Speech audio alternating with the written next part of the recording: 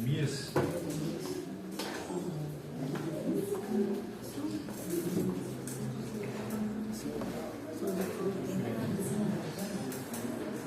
Neemias capítulo 8.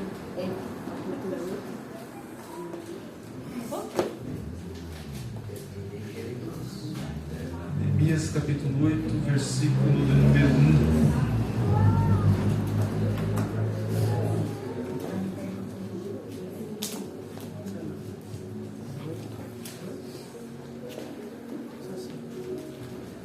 Encontrou? Diga glória a Deus. Glória a Deus. Se conseguir colocar aqui na testa.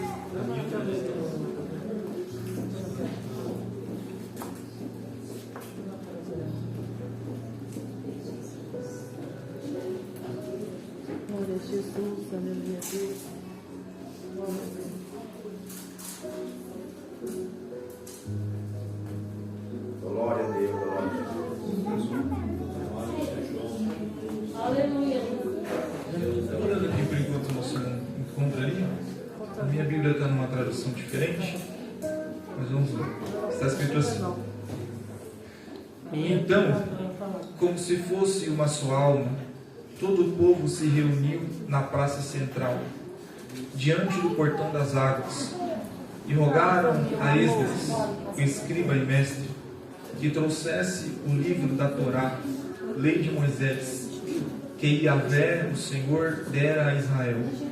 E assim, no primeiro dia do 7º mês, o sacerdote Esdras trouxe a Torá, lei, e apresentou-se diante de toda a congregação, que era composta de homens, mulheres e crianças, e todos os que podiam entender a leitura. E leu a Torá, a lei, com grande voz, de frente para a praça, em frente ao portão das águas, na presença de todos os homens e mulheres e crianças que já tinham idade para compreender.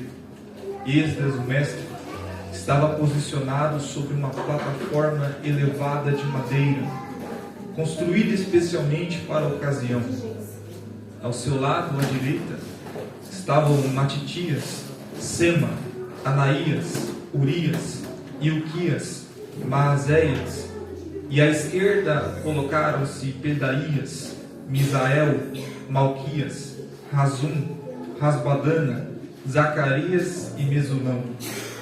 Então, do alto do palanque, Esdras abriu a Torá diante de todo o povo, e todos podiam vê-lo perfeitamente. E assim que abriu o livro, todo o povo se colocou em pé em sinal de reverência. Em seguida, Esdras louvou a Yahvé, o grande Deus, e todo o povo ergueu as mãos e respondeu em uma só voz: Amém, Amém, assim seja, verdade. Então eles adoraram a Yahvé, o Senhor, prostrados, com as faces encostadas no chão. Amém? Amém. Irmãos, poucos minutos aqui eu gostaria de falar sobre o tema características do culto que agrada a Deus. Quando nós olhamos para a Bíblia, nós encontramos o primeiro culto registrado no livro de Gênesis. Deus era o pregador, Adão e Eva era a congregação. E quando nós olhamos para o perfil deste primeiro culto, nós encontramos o momento de excelência em que as Escrituras nos mostram como deveria ser um culto que agrada o coração do Senhor. E quando olhamos para este projeto de culto no livro de Gênesis, nós entendemos que hoje em dia este projeto está fugindo um pouco do que Deus ele determinou para a nossa vida. Porque às vezes nós visitamos algumas congregações e participamos de alguns cultos que nós olhamos e dizemos de forma clara que este culto ele não está agradando o coração de Deus. Porque em alguns cultos não é mais o Espírito Santo que usa a vida do pregador ou da pregadora, mas é o pregador ou a pregadora que usa ferramentas da psicologia para mexer com as emoções de alguns irmãos. Alguns dizem ser usados em profecias e que Deus está falando, mas de uma forma mentirosa profetizam sobre a vida de algumas pessoas. Infelizmente, algumas pessoas caem nesta cilada e acreditam na falsa profecia. Em muitos lugares, a verdade não pode mais ser ensinada, não pode mais ser pregada, porque o povo diz que a mensagem não teve amor, Deus não falou com a igreja. Isso está fugindo um pouco do projeto de plano, de culto que Deus ele quer para a igreja. Mas o nosso coração também se alegra e se enche de esperança, porque a gente sabe que também existem muitas igrejas que ao cultuar a Deus, cultuam com o coração aberto. A palavra que é ministrada é uma palavra bíblica. O Espírito Santo ele ainda age no meio da igreja. Isso acaba gerando em nós a esperança. Mas quando olhamos para o livro de Neemias, no capítulo 8 que nós lemos, nós encontramos a primeira característica de um culto que agrada a Deus. A primeira característica de um culto que agrada a Deus é que este povo aqui, neste culto, se reuniu com um propósito no seu coração. O propósito que estava no coração deles é muito claro, está revelado no texto. Eles se reuniam e eles quiseram ouvir a palavra de Deus através da vida de Esdras. Me faz entender que eu não posso sair de casa e vir para o culto sem ter um propósito no meu coração. Eu nunca posso sair de casa dizendo, eu vou no culto hoje, vou ver o que vai dar, vou ver o que vai ser pregado, vou ver se Deus vai falar. Eu não posso fazer isso. Eu tenho que vir para cá, para o culto, mas eu tenho que vir dizendo, Senhor, o meu propósito neste culto é esse, é ouvir a Tua palavra. O meu propósito neste culto é esse, é entregar 100% na minha adoração a Ti. O propósito do meu coração, Senhor, neste culto é dobrar os joelhos em oração e falar com o Senhor, porque quando eu falo com o Senhor, fortalece a minha vida espiritual. Glória a Deus. Sempre quando você vir para um culto, não importa se é um culto de doutrina, se é um culto de domingo, se é um culto de quinta-feira, se é a escola bíblica dominical, saia de casa com um propósito no seu coração, porque Deus vai se alegrar se você fizer assim. Quando nós olhamos para o texto, também entendemos que o povo queria conhecer a Deus através da palavra. Quando eles pedem a palavra para Esdras, para que Esdras leia a Torá para todo o povo, eles estavam querendo dizer, Esdras, nos traga a palavra. Por que eles queriam a palavra? Porque eles queriam conhecer a Deus. E por que conhecer a Deus através da palavra? Porque a palavra é um dos meios que você conhece a Deus. Tem muita gente que conhece a Deus de ouvir falar. Tem muita gente que conhece a Deus através de experiências, um arrepio, uma voz. Mas quando a gente olha para a Bíblia, a melhor fonte de você conhecer a Deus é através da palavra do Senhor.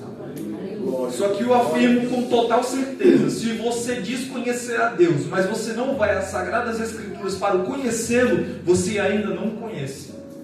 Se você diz, não, eu conheço a Deus porque eu vou por monte, eu fico orando lá, eu acampo, mas se você não abre a Bíblia para que Deus fale com você, como você vai conhecer a Deus?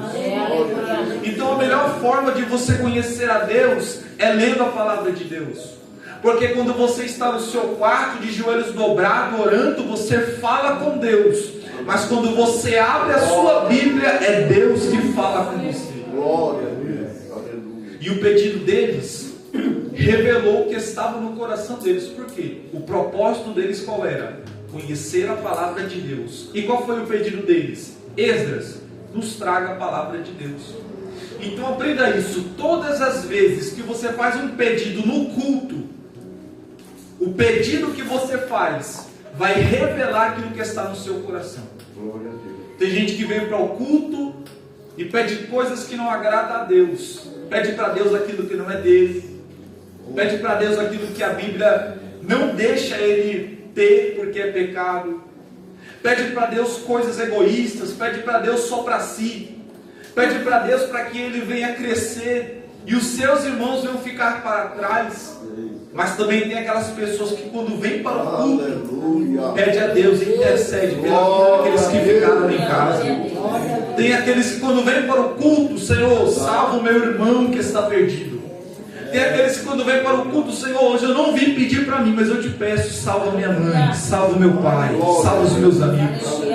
Tem gente que vem para o culto, a primeira coisa que ele faz, às vezes nem é pedir, é agradecer. Por quê? Quando ele agradece a Deus, ele está demonstrando a memória do coração. Porque a maior memória do coração é a gratidão. Então aqui já fica uma lição. Tem vezes que a gente vai dobrar o joelho e a gente pede. Mas tem gente que quando dobra o joelho, a primeira coisa que faz: Senhor, eu te agradeço pelo dia de hoje. Senhor, eu te agradeço pelo alimento que o Senhor colocou na mesa. Por quê? Quando ele está agradecendo, ele está revelando aquilo que está no coração dele. Segunda característica de um culto que agrada a Deus é que quem cultua neste culto tem foco. A Bíblia diz que eles priorizavam, eles ouviram com entendimento aquilo que Esdras estava ensinando. Se puder colocar aqui na tela, coloca, por favor, Romanos capítulo 12, versículo 1. Porque enquanto estavam todos eles reunidos lá, a Bíblia diz que eles tinham entendimento sobre aquelas palavras que eles estavam ouvindo. A Bíblia diz que enquanto Esdras estava ensinando a Torá, todos aqueles que podiam compreender, estavam compreendendo a palavra que eles estavam ouvindo. Romanos capítulo de número 12, diz que o nosso culto, ele é racional. Perceba que Deus, ele colocou no ser humano a razão e a emoção. É impossível você cultuar a Deus aqui neste culto sem colocar a sua emoção de fora. Mas também é impossível você chegar neste culto e cultuar sem a sua razão. Romanos capítulo 12, versículo 1. Olha o que está escrito: rogo-vos, pois, irmãos, pela compaixão de Deus, que apresenteis os vossos corpos em sacrifício vivo, santo e agradável a Deus, que é o vosso culto racional. Então vai ter momentos no culto que a gente vai chorar. Vai ter momentos no culto que a gente vai querer falar em línguas. Vai ter momentos no culto que a gente vai levantar a mão. Mas não se engane, culto também é lugar de ter a sua razão colocada em prática. Certa vez um pastor estava pregando, ele percebeu que a igreja estava dando glória a Deus, a igreja estava animada, e ele percebeu que tinha muita gente no automático. Aí ele fez um teste. Ele falou assim, quem vai para o inferno levanta a mão e diz amém. A metade da igreja levantou a mão e disse amém. O que é isso? A pessoa está no automático. Ela deixa só as suas emoções fluírem, ela se esquece. De quê? Calma aí, eu vou glorificar se eu entender. Eu vou adorar quando eu entender. Porque se eu der glória a Deus e eu adorar, dizer que eu estou entendendo sem eu entender, eu estou sendo hipócrita. Então a nossa adoração é resposta à nossa razão também. Então quando o pregador está ensinando, você tem que estar atento ao que ele está ensinando, ao que ele está pregando. Porque ele pode falar uma heresia e você falar amém, Deus, eu recebo, eu tomo posse.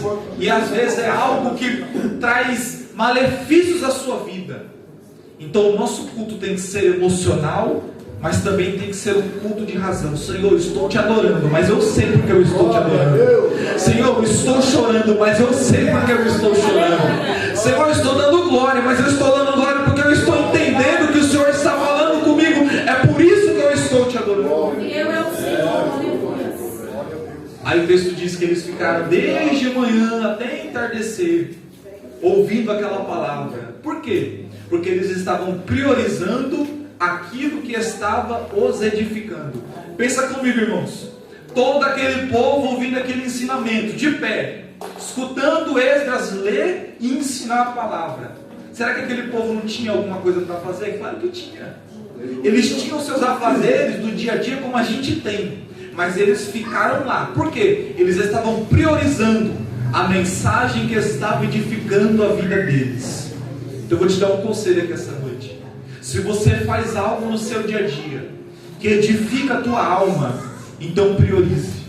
Glória a Deus. Se levantar pela madrugada está Glória edificando a a Deus. sua alma. Quando você levanta para orar, Glória a priorize. Glória a Deus. Se quando você coloca aquela mensagem no YouTube, uma mensagem que edifica, um estudo que edifica, priorize. Se você tem um momento de comunhão com a sua família, de oração, um culto que você faz no lar, está abençoando a sua casa, priorize. O que você não deve priorizar? Aquilo que te afasta de Deus. É verdade, Deus. Às vezes, isso aqui é algo que atinge todos nós. Às vezes nós estamos nas redes sociais, passamos horas e horas e horas, e se esquecemos de buscar a Deus. Se esquecemos de ler um capítulo da Bíblia, a gente deve priorizar isso? É claro que não. A gente deve priorizar o quê? A leitura da palavra de Deus. Devemos priorizar o quê? O louvor a Deus que a gente entoa no culto, mas também dentro de casa. Porque a gente pensa que o altar da igreja, as cadeiras da igreja são mais santas que a cadeira da nossa casa. A mesa da igreja é mais santa que a mesa da nossa casa. Pelo contrário, as cadeiras da nossa casa também são sagradas. A mesa da nossa casa também é sagrada. Então o culto que acontece aqui, a gente também pode fazer lá. E o culto que a gente faz lá também deve ser priorizado por nós, porque edifica a nossa vida. Aí quando ele está lendo, a Bíblia diz que o povo estava com os olhos fitos nele, prestando atenção naquilo que ele estava falando. Eles prestaram atenção na mensagem, o que Esdras estava lendo, mas eles não prestaram atenção em Esdras, porque nós devemos prestar atenção na mensagem e não no mensageiro. O foco do culto é a pregação, não é quem prega. O foco do ensino é o ensino, não quem está ensinando. A gente tem saudade daquele tempo que a gente vinha para a igreja e ouvia aquela mensagem poderosa e voltava para casa falando da mensagem e não do pregador que pregou. A gente tem saudade daquele louvor que a gente escutava e a gente adorava junto e voltava para casa comentando: que louvor maravilhoso, como eu comecei a louvar a Deus naquele culto e minha alma se encheu. Mas às vezes a gente volta para casa falando da roupa da cantora, da roupa do cantor, e se esquecemos do louvor que foi falado. Nós falamos às vezes daquele que veio ensinar, da gravata que ele estava usando, do terno que ele estava usando, mas não voltamos para casa falando do ensino que nós ouvimos. Só que a Bíblia está dizendo que o povo prestava atenção na mensagem de Esdras e não em Esdras. Então nós temos que resgatar esses valores, irmãos. Temos que voltar a dar valor à mensagem e deixar um pouco de lado a aparência de quem canta, de quem prega e de quem ensina. Terceira e última característica de um culto que agrada a Deus é que neste culto o avivamento é verdadeiro. Quando Esdras estava ensinando, o texto diz, se você prestou atenção no texto, diz que ele subiu em cima do quê? De um altar de madeira. Na minha Bíblia fala que era uma plataforma de madeira. Então ele está em cima da plataforma de madeira e ele continua ensinando o texto, falando da Torá, mas aquilo que estava sustentando Esdras, o peso de Esdras, era a plataforma de madeira que ele subiu em cima. E quando a gente estuda a homilética, a gente aprende a fazer algo chamado analogia, que é você pegar uma figura e conectar em algumas partes do texto. Como por exemplo o que eu vou fazer agora. Esdras ele sobe em cima daquela plataforma de madeira, daquele altar de madeira. E aquele altar de madeira sustenta o peso de Esdras para que ele possa continuar falando da Bíblia, da palavra de Deus para eles. Ele está falando da palavra, mas o seu peso está sendo sustentado por uma plataforma de madeira. Ele não precisava nem mais falar nada. Madeira na Bíblia nos lembra do que? Da cruz. Então nós entendemos que assim como Esdras estava sendo sustentado pela madeira que simboliza a cruz, nós mensageiros e pregadores e os cantores também, nós falamos a palavra, nós cantamos, mas só fazemos isso porque somos sustentados pela cruz. Você só prega porque você é sustentado pela cruz. Você só canta porque você é sustentado pela cruz. Você só ensina porque você é sustentado pela cruz. Você só adora porque você é sustentado pela cruz. Você só chegou a este culto porque você é sustentado pela cruz. Se você não fosse sustentado pela cruz, nem aqui você estaria. Se você não fosse sustentado pela cruz, você não conseguiria pregar, não conseguiria ensinar, não conseguiria cantar. Mas nós estamos aqui para adorar porque a cruz ainda está nos sustentando.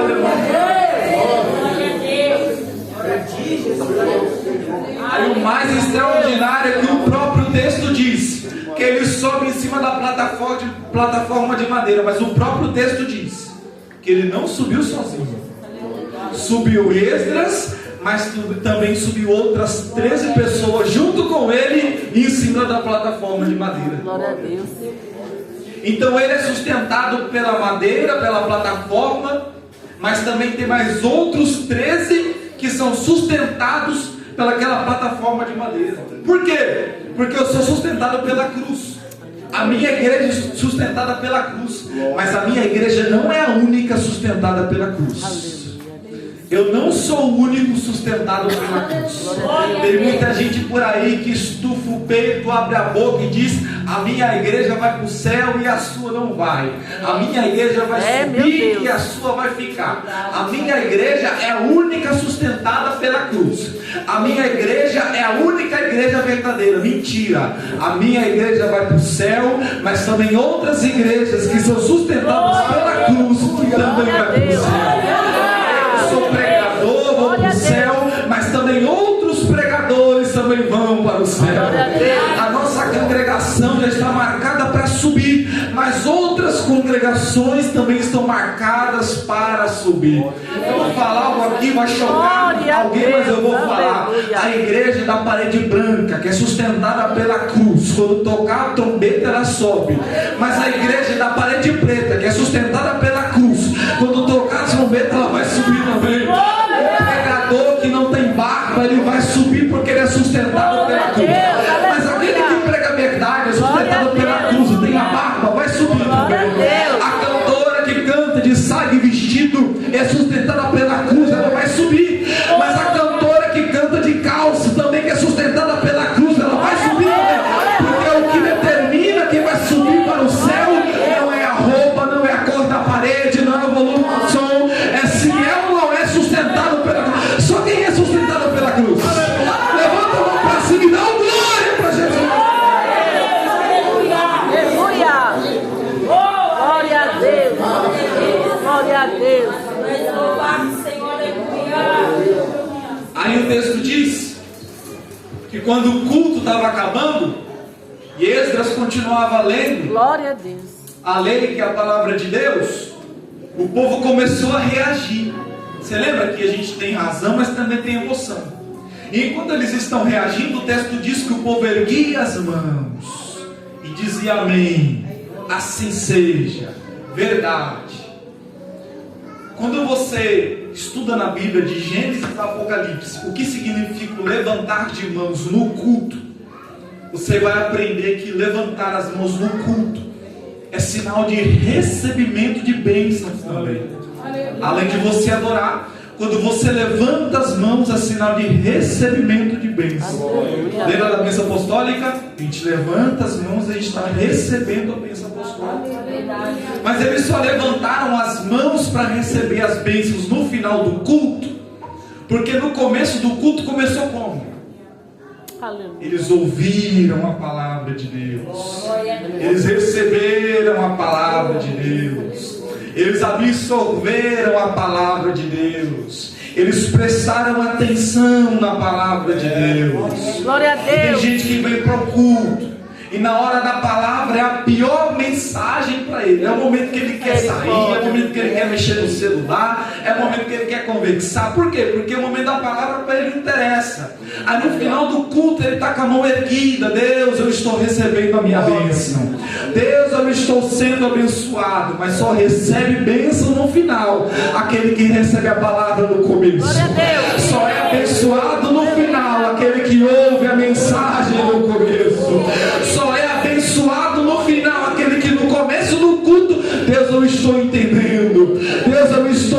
recebendo. Deus, eu estou anotando. Só recebe bênção aquele que no começo entrega um culto racional. Glória a Deus, aleluia.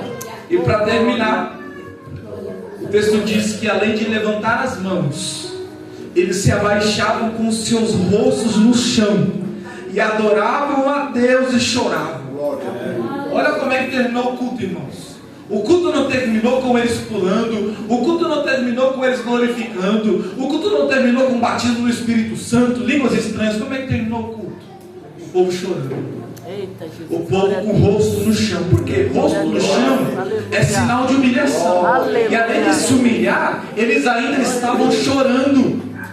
Só que a gente aprendeu, já estou terminando, a gente aprendeu, sabe o quê? A gente aprendeu que todo culto a gente tem que terminar debaixo de glória. Todo culto a gente tem que terminar falando em línguas. Todo culto a gente tem que terminar orando por batismo no Espírito. Todo culto é assim. E o culto que acaba com o povo chorando é o culto que não dá certo. O culto que acaba com o povo chorando é o culto que Deus não falou. Só que o culto que agrada a Deus é o culto que você sai triste, porque você foi confrontado pelo seu pecado. O culto que agrada a Deus é o culto que você sai chorando, sai triste, mas sai dizendo: Senhor, doeu, foi difícil, mas eu entendi que eu preciso melhorar. Senhor, eu fui confrontado, estava errado mesmo, mas eu entendi que eu preciso melhorar a sua presença. Esse é o culto que Deus se agrada. Esse é o culto que o coração de Deus se alegra. Então aprenda uma coisa aqui. Se por um acaso você vinha a um culto e nesse culto você foi confrontado e você sai triste, sai chorando, quando você chegar em casa, a primeira coisa que você tem que fazer: Senhor, muito obrigado, porque o Senhor falou comigo. Eu fui confrontado pelo Senhor. O momento que você tem que se preocupar é o momento em que Deus parar de falar com você. O momento que você tem que ficar preocupado mesmo é o momento que Jesus parar de te corrigir. O momento que você tem que ficar preocupado é o momento que Deus não falar com você, não te exortar, não te consolar, não te edificar. Esse é o momento que você tem que se preocupar. Mas se Deus está te corrigindo, dê glória. Se Deus está te ensinando, dê glória. Porque Ele só corrige aquele que Ele ama. Ele só corrige aquele que Ele quer levar para o céu. Ele só corrige aquele que Ele quer melhorar. Ele só corrige aquele que Ele quer exaltar. Então, se o culto acabar debaixo de lágrimas, se o culto acabar com o povo de cabeça fechada, é o momento que a gente tem que levantar e dizer: Senhor, muito obrigado por este culto. Muito obrigado por este momento, porque eu sei que o Senhor continua falando com a sua igreja. Aleluia. Para encerrar, eu quero deixar uma frase que Billy Graham disse. Billy Graham falou assim: avivamento não é subir a um alto monte batendo no tambor. Avivamento é descer até a cruz com um grande clamor. Queria que você fechasse os seus olhos. Senhor, nós ouvimos a Tua palavra, e a Tua palavra é suficiente. A Tua palavra é viva e eficaz. A Tua palavra penetra aonde o bisturi e o cirurgião não penetra. E nós ouvimos aqui, Senhor, que o culto que agrada o Teu nome é o culto onde a gente tem foco em Ti. O culto que agrada ao Teu nome é o culto onde a gente ouve a Tua palavra, entende a Tua palavra e levanta as mãos para receber a vitória. O culto onde Te agrada, Senhor, é o culto onde a gente é confrontado, a gente sai triste, mas ao mesmo tempo sai feliz, porque a gente sabe que o Senhor só corrige aquele que o Senhor ama. Então nós te fazemos um pedido aqui, Senhor: não nos deixe se esquecer das características de um culto que agrada o Teu nome. Não nos deixe sair de casa sem um propósito no coração para Te entregar um culto agradável. E que esta mensagem, Senhor, não venha somente ser pregada na nossa igreja. Que esta mensagem venha alcançar a igreja brasileira, venha alcançar a igreja mundial. E que os nossos irmãos, Senhor, sejam direcionados na verdade. E que que o teu nome continue sendo glorificado sobre as nossas vidas. Nós te agradecemos, Senhor, não somente pela palavra, mas também te agradecemos pelos momentos de alegria, de ensino e felicidade, ao qual o Senhor nos proporcionou através da vida do nosso pastor. Senhor, nós oramos e te pedimos, abençoe o pastor Antônio, abençoe a irmã Andréia nessa nova trajetória, que teu Espírito venha continuar guiando eles, e que o Senhor continue, meu Deus, prosperando a obra das mãos do teu servo e da tua serva. É que nós te pedimos nessa noite em nome de Jesus. Amém. E graças a Deus. Glória a Deus. Glória a Deus. Que mensagem.